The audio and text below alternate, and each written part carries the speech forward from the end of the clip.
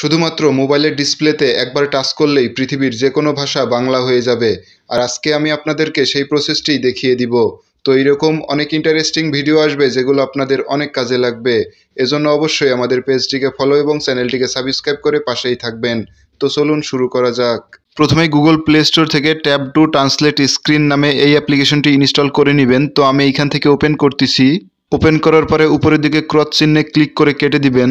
এরপর দেখতে পাচ্ছেন যে বাম পাশে ইংলিশ এবং ডান পাশে ইংলিশ। তো আপনারা সবসময় মনে রাখবেন যে আপনারা যেই ভাষা থেকে বাংলা ভাষায় রূপান্তর করতে চাচ্ছেন তো সেই ভাষাটা অলওয়েজ টাইম বাম পাশে সিলেক্ট করে দিবেন। তো আমি যেহেতু ইংলিশ থেকে বাংলা দেখবো সেহেতু এখানে ইংলিশটাই সিলেক্ট করে রাখলাম। এরপর ডান পাশে ইংলিশের উপর ক্লিক করে আপনারা এখান থেকে বাংলাটা সিলেক্ট করে দিবেন।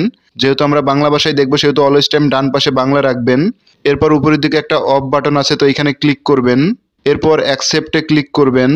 এরপর এখান থেকে সেই অ্যাপ্লিকেশনটি খুঁজে বের করবেন এবং ক্লিক করবেন। ক্লিক করার পরে এখান থেকে অ্যালাউ করে দিবেন। এরপর এখান থেকে দুইবার ব্যাক করবেন। এরপর আবারও ওই অফ বাটনে ক্লিক করবেন।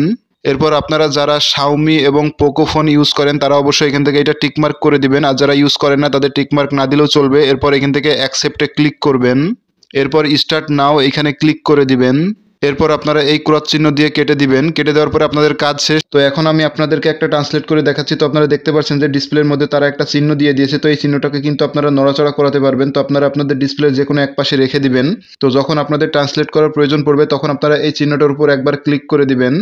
তাহলে কিন্তু দেখতে পারবেন যে সঙ্গে সঙ্গে কিন্তু পৃথিবীর সমস্ত ভাষা কিন্তু তারা বাংলায় করে দিবে। তো আবারও যখন আপনাদের প্রয়োজন শেষ তখন আপনারা এই উপরের দিকে ক্রস চিহ্নে কেটে দিয়ে আপনারা কেটে দিবেন।